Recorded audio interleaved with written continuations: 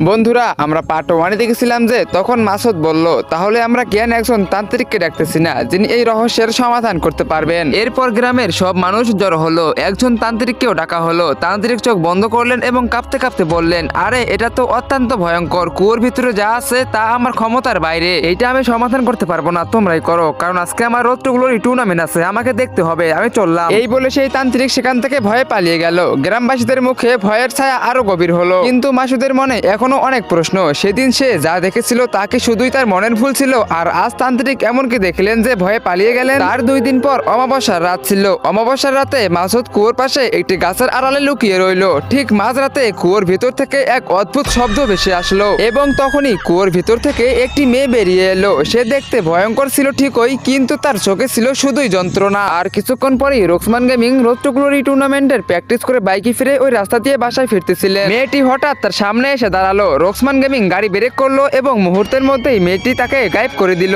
মাসুদ এসব দেখে স্তম্ভিত হয়ে গেল। তার মাথায় এখন শুধু একটাই প্রশ্ন ঘুরতেছে, কে এই মেয়ে, আর কেনই বা শুধু ছেলেদের শিকার বানাচ্ছে, মেয়েদের নয়। তো বন্ধুরা, এরপর কি হয়েছে তোমরা কি জানতে চাও? আসলে ওই কুয়োর ভিতরে মেয়েটি কে, আর কেনই বা শুধু ছেলেদেরকে শিকার বানাচ্ছে? তাহলে ফলো করে ভিডিওতে লাইক করো এবং কমেন্ট বক্সে কমেন্ট করো। পার্ট 3।